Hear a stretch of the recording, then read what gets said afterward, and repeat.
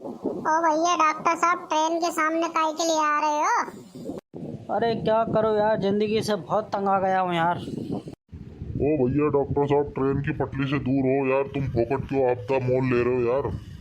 अरे हाँ हाँ सर, इनको पकड़ो, ये डॉक्टर साहब का दिमाग सड़क चुका है।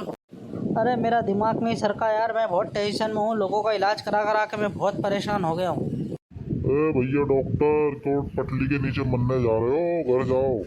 नहीं नहीं पुलिस वाले भैया, मेरे को जीना नहीं है, ज़िंदगी से बहुत परेशान हूँ।